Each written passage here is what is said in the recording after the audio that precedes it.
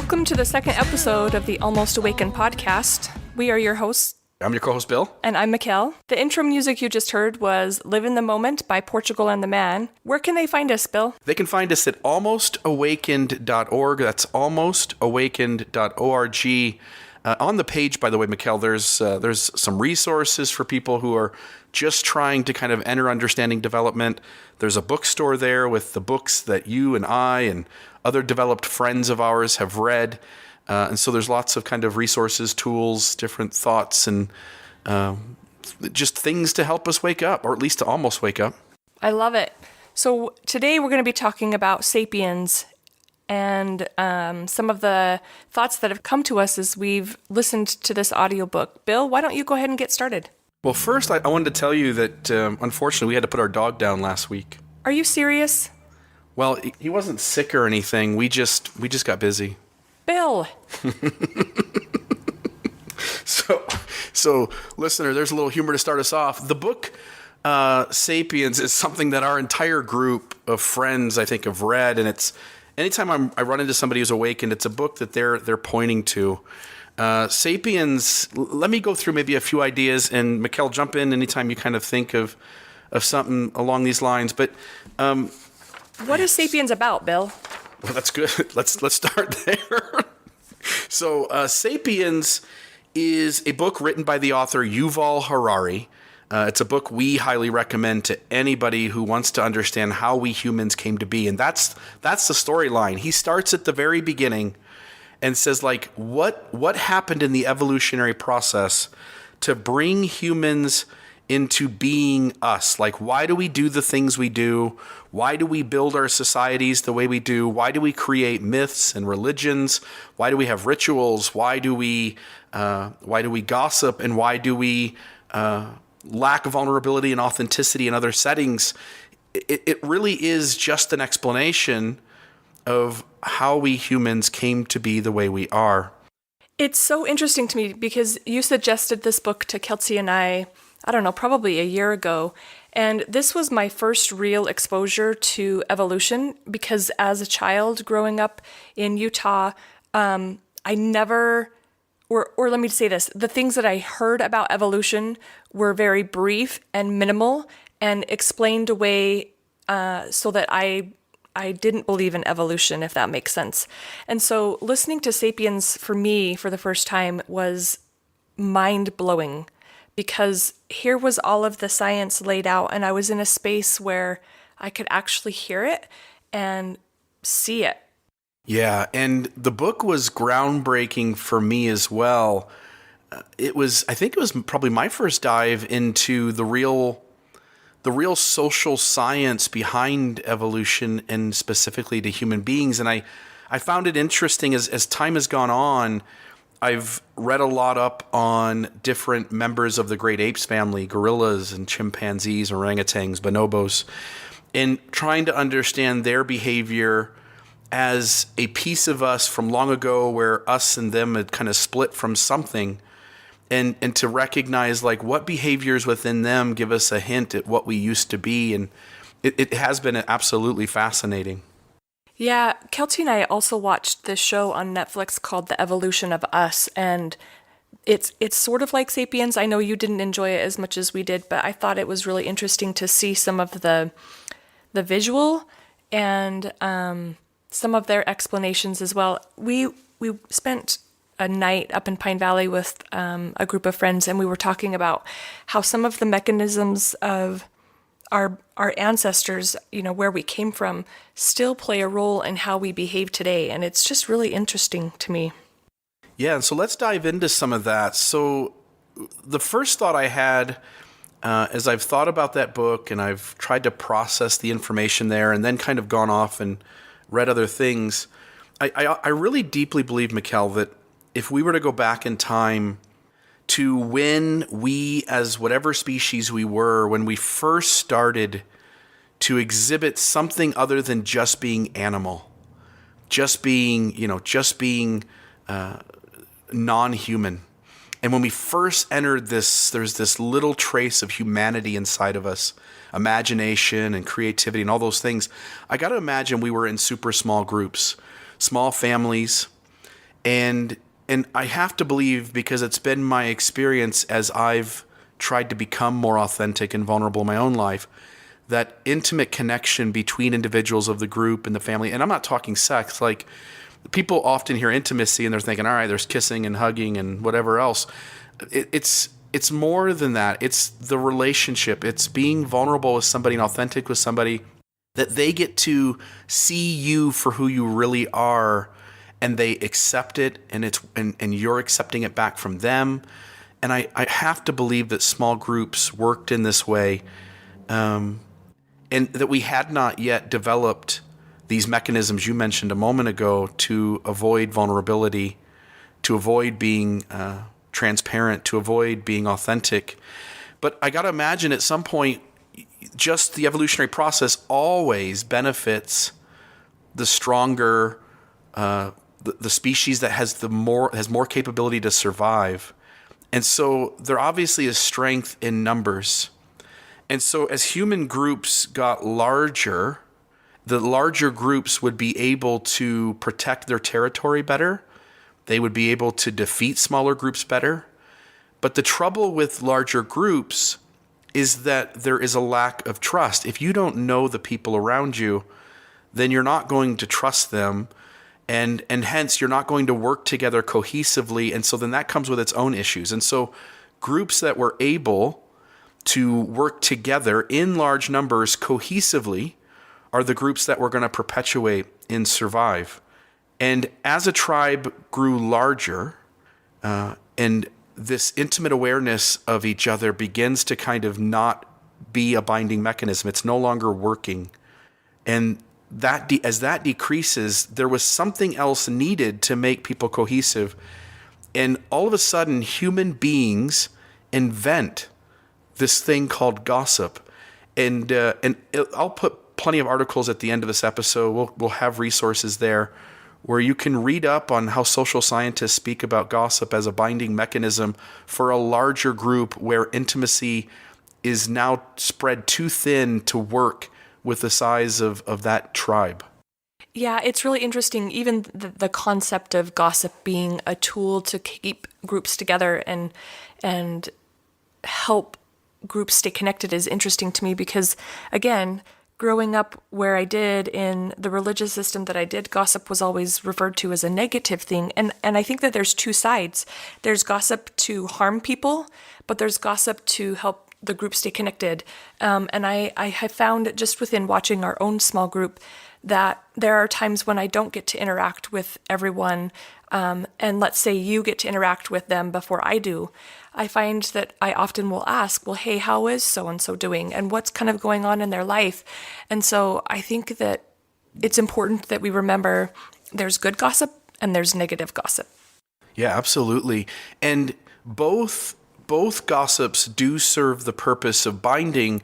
Evolution doesn't give two shits about the trauma that we humans carry around. Right? Evolution doesn't care about how unhealthy we are emotionally or mentally, so long as we are strong enough to keep perpetuating our species. Yeah, it's interesting too. Kelsey and I were also watching Brené Brown, and she made a comment that was so, I don't know, it just really kind of hit home. And she said that it's easier for us to cause pain than for us to feel pain. And I think that relates to gossip because it can be easier to try and harm someone who we're not getting along with in the group by using gossip to cause a rift, to change the dynamics. Yeah, and when we think of gossip, I mean, gossip serves so many purposes. It allows us to feel out what our role is in the tribe, right? Like you could say, like, hey, Jerry over there is really awesome at hunting woolly mammoths, and Fred over there trips over rocks all the time. And so by telling stories, which is what gossip is telling a story about the members of your tribe. As we tell stories about the members of our tribe, they can now fill in their roles. The folks who are the best at hunting, the folks that are best at gathering, the folks that are most nurturing to the children, the folks who are best at standing up for maybe the tribe against others, but who are unhealthy in the way that they treat the members of their own tribe. Like we could assign roles by telling stories about each other, and gossip does that trick. It's interesting, as I've done reading on the great ape family, so in my reading about the great ape family, and it should be said that we are members of the great ape family. People don't understand this, but we are closer in DNA to gorillas and chimpanzees than some dog species are to other dog species. And yet every dog species can mate and reproduce baby dogs. But for whatever reason, humans and chimps, humans and gorillas, the DNA, while being closer than dogs, doesn't allow for that. And thank goodness, because there are some crazy people out there. Who would try that. Right, who would try that, right. And as I read about the great ape family, I thought, like, what's their binding mechanism? So I actually, like, tried to find out, like, what's their binding mechanism? And it's grooming. And so monkeys... So what you're saying is I'm really close to the great apes because I like to do that, Bill? Because you sit next to me and pull lice out of my hair and eat it? Well, I don't pull lice out of your hair, but I rub your hair. You do. That's funny because this last, for the 4th of July, we were up in Pine Valley, and Ryan, he was like, "Why do you always do that? And you have such a good way of doing it." You've perfected it. So for the listener, again, our group is vulnerable with each other. We sit next to each other. We hold each other's hands. We'll put our arm around each other. We tell each other how life is really going, and we try not to hold things back. And one of the things that Mekael is fantastic at is giving people human touch. And so she'll run her fingers through my hair and hold my hand and put her arm around me. And it's amazing too, because since you're a lesbian, there's not a threat there. My wife and other people in our group, they don't feel threatened by that. I think it makes for a more cohesive group. And as I read and watched how this monkey behavior plays out, I watched some YouTube videos and did some reading. Grooming is serving the exact same purpose. It allowed there to be a level of intimacy from one member of the great ape family with another. But there's a problem with grooming. There's actually two problems. One is that it takes way longer to groom than it does to gossip, right? Like I can be like Fred's an asshole. And that only takes 5 seconds. Or I can say like, hey, Jenny is like the coolest person in the world. But for me to like pick the lice out of somebody's hair and, make sure that they don't have any hair and knots and stuff, that's going to take a little bit. That does take a long time. So Bill, I have a question. It's interesting to me in thinking about this, do apes do gorillas and chimpanzees groom each other, or do those types of, gorillas stay together, chimpanzees stay together, bonobos stay together? There's no interconnectedness between different groups, right? It's just... Right. They all stay with their species. And more than that, they form their own tribes. Interesting. There's the tribe size can be upwards of around 150, but generally they'll break out into smaller groups of 15, 16, 17, and they'll go kind of like find their own private space, and then they'll just all like lay around or sit around each other and groom each other. And they'll spend 45 minutes or an hour just kind of like giving each other this touch and connection, and this holds the tribe together. The other problem with grooming, Mekael, is that you can't do something else while you're grooming. In other words, you can't accomplish other tasks. And so it strikes me that once, whatever species it was, once it developed the ability to gossip, vocal cords developed, it developed language, and it could now tell stories about the members of its tribe. Gossip was a much faster, quicker way to give that same cohesiveness, and you could do other things while you talked about people. It's interesting as we think about gossip as an invention. We sometimes think of inventions like I go into a lab and I want to create a light bulb and I don't know how to do that, and so I'm testing things and doing stuff. Gossip as an invention was unintentional, but once it came into place, it absolutely served its purpose. And so now, whereas intimacy only holds a group together, they think somewhere between like 15 to 25. And I'm wondering your thoughts, Mekael, on as we've formed our group and as we look at other people who are forming groups and we see those groups in place, what your thoughts are on the size of the group and how intimacy works and doesn't work based on that size. Yeah, as it kind of two things come to mind, Bill. First, in finding a group, for me, when I was going through some struggles and had no one, I reached out to someone I could trust, who then connected me with you and with some of the other people in our group. And so, knowing, I think, who you can trust is key, because that allowed me to be willing to be vulnerable because this other person trusted you. And so I think that there has to be a certain level of trust in forming the group. You've got to find people that you honor, who are in a similar space as you, because it can be very difficult to try and find a place where you feel safe. And I think safety, again, is another key factor.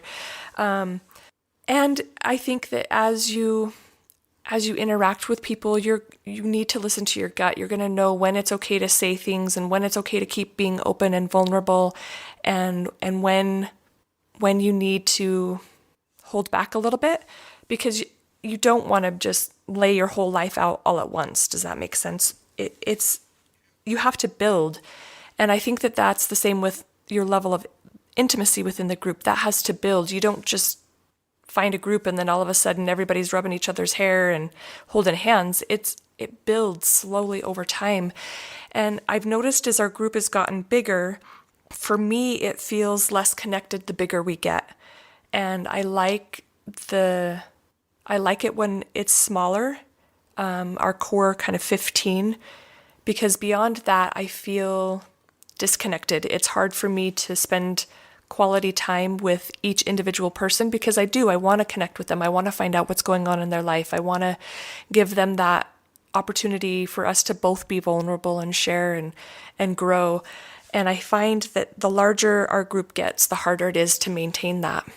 Yeah, and as we do episodes going forward, as we record other stuff, as we have other conversations with you, the listener, we're going to encourage you to try and build that kind of community where there is this vulnerability and authenticity, where there is this level of intimacy, because you're willing to expose your inside parts and talk about your shadows. But in doing that, not everybody is safe. It's right. It's not only that you're weary of sharing yourself. It's also that other people's motives sometimes aren't genuine, and people aren't safe to do that with. Absolutely. And I think, like I said, me finding somebody I could trust, who then pointed me to you and Chris and Don, who, then you guys helped bring in some other people into our circle. Trust is key.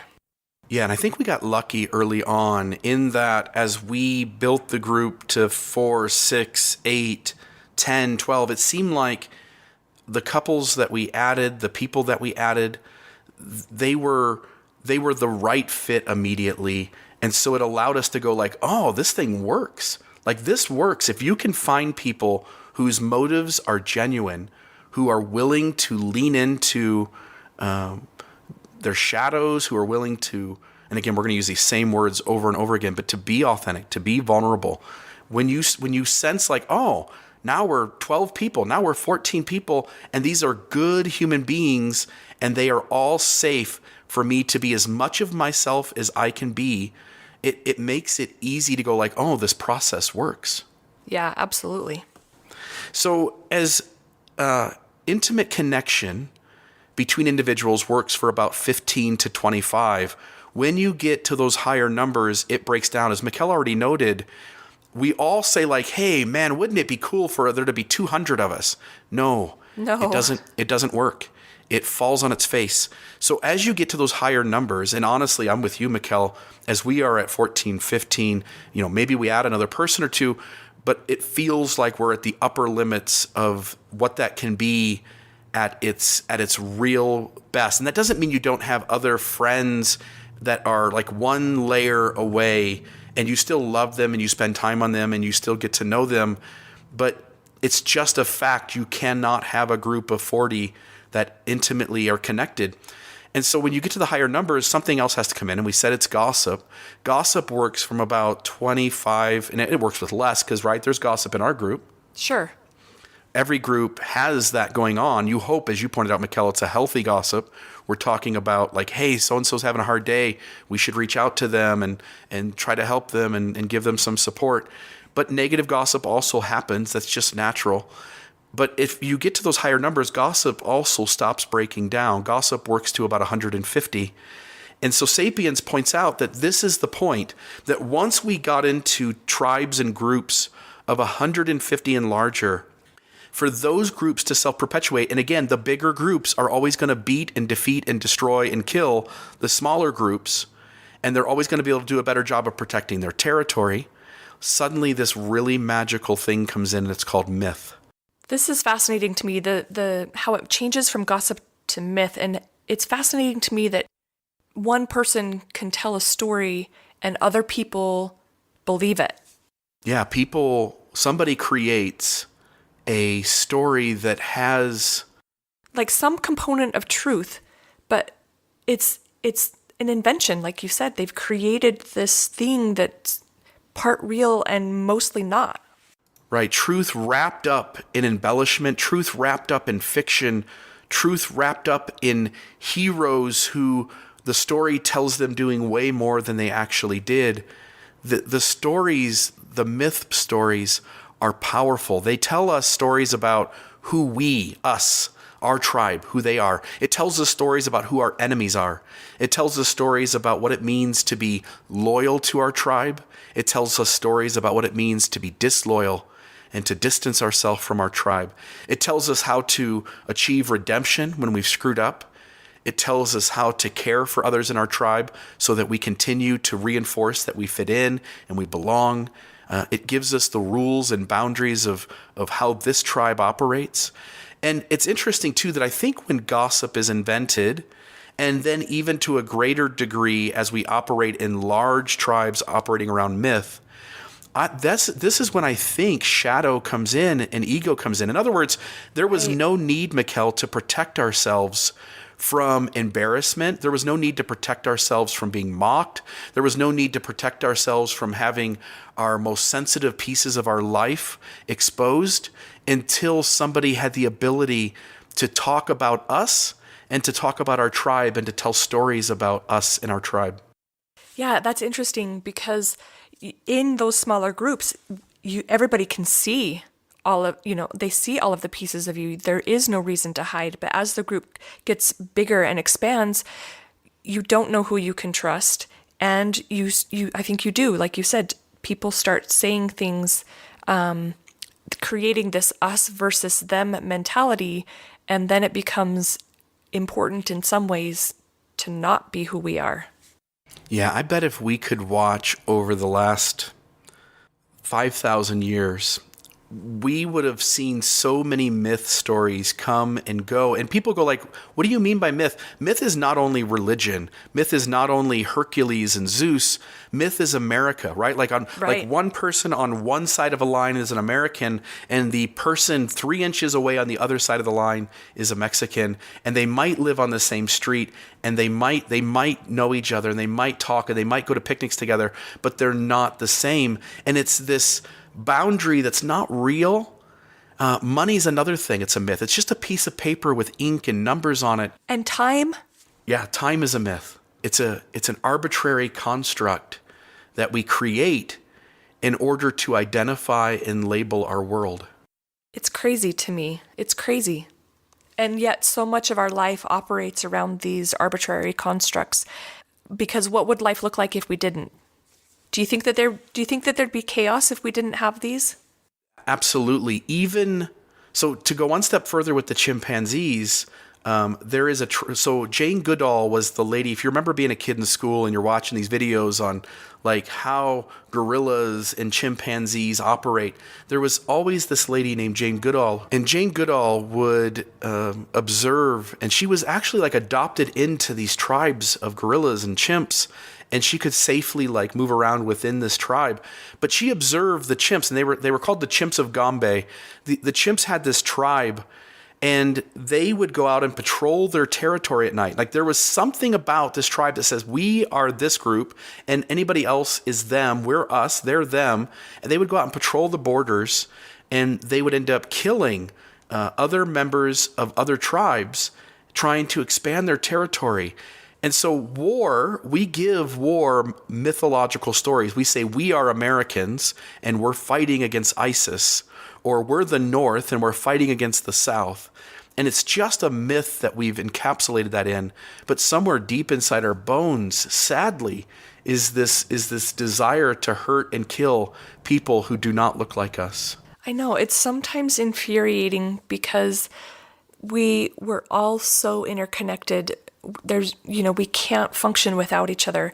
Not just human beings, but, plants and animals and insects and everything in this earth is so interconnected. And so to have these arbitrary and dividing factors is mind-blowing. And sometimes it makes me feel so angry, because why can't we just appreciate who we are and understand that the differences that we have don't mean it's not a bad thing? Why can't we see our differences as a good thing and use those to both of our advantage? Like I'm good at some things, but there's things that I'm not that great at and someone else is. And so in combining those two, taking what I'm good at and taking what someone else is good at, can make, we could produce something that is useful and beneficial to everybody. So it just sometimes feels so maddening and infuriating that we allow ourselves in a lot of ways to live by the constructs and the labels that other people have placed. Yeah, and I think I'm safe saying this, because I doubt there's a lot of almost awakened or awakened people who are Trump supporters, right? That doesn't make sense? It does not make sense. Okay, so... But we'll try not to judge you. Okay, we won't. So if you like Trump, you can certainly email us and share your thoughts with us. But it feels as though the way Trump is capitalized is by pitting us against them, making everything very, very ethnocentric. But it feels, too, at the same time that there are segments of our society who are pushing ethnocentricity forward, saying like, no, we have to protect us and we have to go after them. Especially when we talk about like the folks who are being held captive, who live across the border and have tried to make their way into this country to make a better life. And all of that comes with legality and certainly complications in terms of like what's right and what's wrong. But this recognition of like putting these people in cages and the way that these folks are being treated, it's a very ethnocentric way of handling other human beings. And while Trump and his supporters and that segment of society who is pushing for those things seems to be fighting to hang on to ethnocentricity, it feels like our world is moving into something else that begins to really deeply respect diversity, begins to really respect difference, and to see the value that those gifts add to our culture and to our society. Yeah, I agree. I just wish it would move along faster. Yeah. What can we do to speed it up? And I think maybe part of that is to build intimate communities where you begin to really value people's differences, rather than setting up a system where people are compelled to fit in and to change themselves, but to form groups where people can be themselves and you can start to sense the gifts that are there. Yeah, and I think, Bill, it comes down to having an open mind. So how do you do that? How do you cultivate an open mind, being accepting of other people's differences, and have that level of connection and intimacy? Yeah, I'm sure over the course of time, we're going to get into lots of those things. So I was just at a get-together on Thursday. It was a party. It was good human beings. This group happened to have younger children. And I sensed, by the way, I'll note this, that the way you build your community, one of the top, and maybe we'll just do an episode on this at some point, like what are the 10 things you have to consider as you build a community? The age of your children does play a significant role in the kind of tribe and community that you build. This particular group had very young children, and as we sat around and we talked, they were making note of what tools were most helpful to waking up, and it really impresses me when people begin to be aware of like, oh, I'm awakened and this is what happened that helped me edge into that. I'm almost awakened and here are the things that I'm implementing in my life that are a factor in that occurring. It'll be interesting, I think, as we go forward to talk about what it takes to not only wake up yourself, but to build communities of folks who are almost awakened. And I think that one of the things that you said kind of stuck out for me is they're learning these skills, these techniques, these methods, whatever, and hopefully sharing those with their kids so that we can, moving forward, have a more open and accepting and loving future generation. And it seems like that's the case. It feels like when you talk to a 15-year-old today, if you were to survey 100 15-year-olds, they are much more inclusive of diversity. LGBT being one issue specifically that surveys have been done and note that our younger generation is not drawing the lines that past generations did. And so I see a lot of hope. There's a lot of other things that maybe are causing destruction on this planet, but one of the things I see hope for is that our younger generation seems to be picking up inclusivity and understanding and valuing of diversity. That's awesome. That's awesome. So how does this relate to Sapiens, Bill? Do you think maybe it ties into myth? So two things happen for me. One is, as you point out, myth. Once I understood how myth came into being and what purpose myth served, it allowed me to go back into my own system and to see that my system's myth was just myth too. It wasn't any more real. I didn't deserve to have any more certainty about my spiritual myth story than the judgment I took out on other people's myth stories. In other words, as I looked around the world and I said like, oh, look at those religions. They're not true. I mean, let's take, for instance, Hinduism with the Bhagavad Gita. The Bhagavad Gita is a very fictional writing. There's talking deers, there's magical spells. And as I looked at the Bhagavad Gita and I said like, oh, that's obviously fiction. Like maybe it's useful. It probably contains truth. And now that I've read it, it certainly does. But it's just fictional myth, and it serves a purpose of giving that tribe its boundaries, its truth to work within. And then all of a sudden I had to turn around and look at my own myth stories and go like, oh, that's the same thing. So that was one thing that happened. The other thing that happened was as I looked at my own shadows, and this is much more recent, as I look at my own shadows and mechanisms, I now recognize that whoever we were 200,000 years ago, we likely didn't have those mechanisms then. And as we began to build bigger and bigger groups and tribes, those mechanisms came into be. And now I see like, oh, I want to be safe. I want my tribe to be big enough, and I want myth stories to exist, America again, for instance, that we bind together to protect ourselves against others who see us as an enemy. I certainly want that. But the moment I feel safe, I also want to go back now and go back to my smaller tribe, my smaller group, and I want to start to shed those mechanisms because I'm healthier if I can look at my shadows honestly and begin to kind of work on them, get rid of the ones that don't need to be there, and examine and dissect and reconstruct the ones that need to be something different than what they are. I think that there's a lot of times we tell ourselves myths, Bill. For example, a couple of weeks ago, Kelsey went and got her ear pierced, like the upper part of her ear, right? And we had talked about both of us doing it at the same time, but she was with Amanda and they both got super excited. And so they decided to do it right then and there. And I was still at work.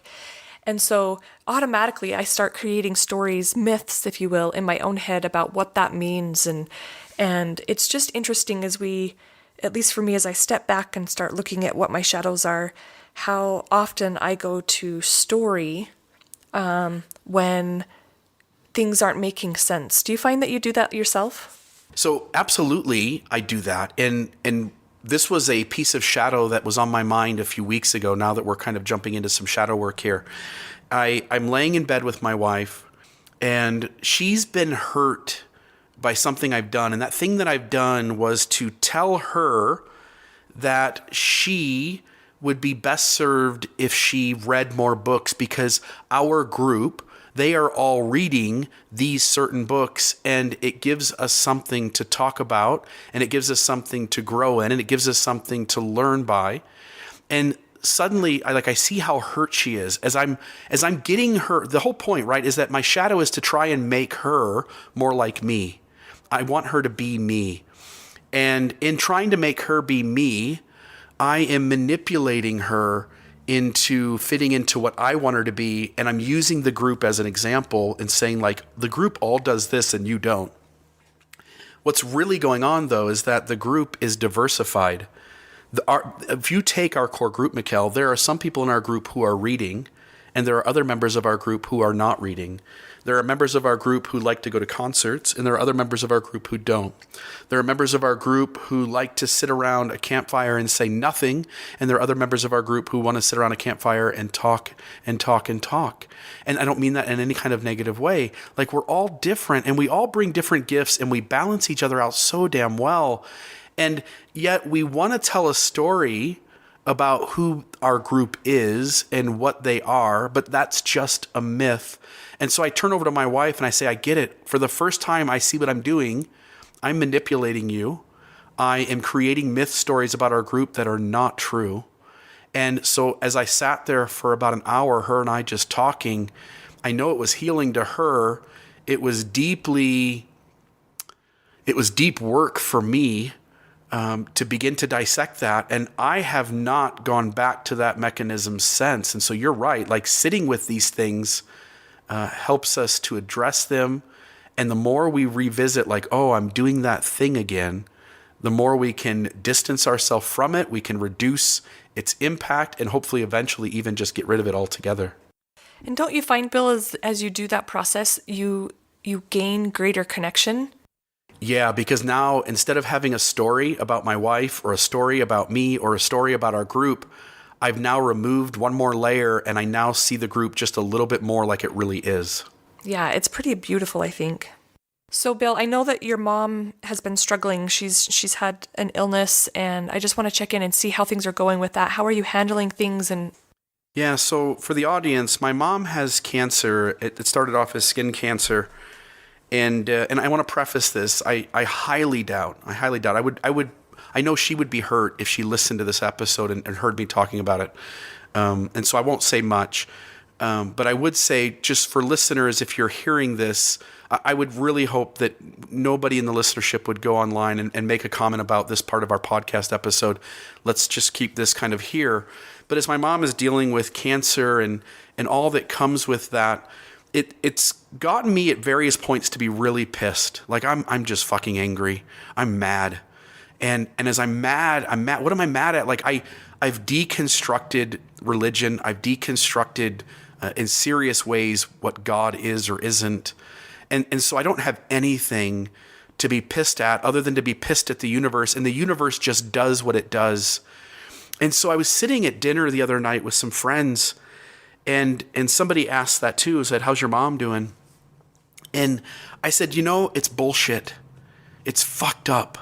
This world is so damn hurtful at times in the way this thing just plays out, where kids die, or young children are sold into the sex trade business, or a parent passes away 3 months before their wife has their first child. And like, there's so much tragedy and trauma on this planet. And it like, there's moments where you're like, it's just bullshit and it isn't okay and it's frustrating. And then my very next thought was, but it's also beautiful. It's beautiful. It's amazing. And it ties into what we're just talking about, which is this idea that planet Earth has had billions and billions of species. And yet, Mekael, how many species are building condos? Yeah, one. Yeah, dolphins aren't building condos, right? Right. Dolphins are damn smart, and they haven't built a damn thing, have they? Not that I know of. No, there's no underwater 20,000 leagues under the sea down there. But it would be really cool if there was. Maybe we just haven't discovered it yet, Bill. It would be cool. And so it gave me this thought, like, as I look out across the universe, Mekael, how damn lucky are we that this one species, its vocal cords developed just enough, its consciousness developed just enough, that it creates these things like gossip and myth, and now it builds things and destroys things, unfortunately. It's miraculous. And so as I look at the tragedy of what we're dealing with my mom, at the very moment I'm holding space inside me, pissed and angry, there's also a deep awareness that, man, we were all damn lucky to have what we have and to be who we are and to have even this short moment, however long it lasts, on this rock that's flying through space at thousands and thousands and thousands of miles per hour. How lucky we are to enjoy whatever this experience entails for the short time we do. Yeah, I think that it's so, like you said, it's this beautiful chaos. It's messy, but it's also at the same time so amazing and so beautiful and so mind-boggling to try and comprehend, like you said, the tragedy, but also the beauty. And I think for me, the key focus that I've been trying to really latch onto is just be present, because this moment may not ever come again, and it may be gone tomorrow, and I might, I could die tomorrow. So be present with where you're at, who you are, and all of the beautiful chaos that's around us. Yeah, there's a quote that says, "You don't deserve anything." And that's true. You don't deserve the bad that comes into your life, but you don't deserve the good that comes into your life either. The universe just happens, and we ought to just have gratitude for it. Yeah, I agree. Be appreciative of the journey, of the struggle, which sometimes is hard for me to be appreciative of the struggle, but the struggle has gotten me to where I'm at. Yeah, the struggle is where the growth is. Well, that should wrap it up, Mekael. I feel like we covered a ton of ground today. I'm excited. This was an episode where I sat down and kind of formulated some things that I wanted to kind of talk about. I'm really excited for next week. Do you have any thoughts yet on kind of the ground we're going to cover next week? Yeah, next week we're going to cover what vulnerability really is, what it looks like, and I'm going to be referencing Brené Brown. Ooh, Brené is a hero of ours, and I'll be honest, you're making me a little uncomfortable. I'm not sure how vulnerable you want to get, but I guess we'll see. It's going to be good. It's going to be good? It's going to be good. Mm-hmm. Awesome. Well, this has been the Almost Awakened podcast. We are almost awakened. And so are you.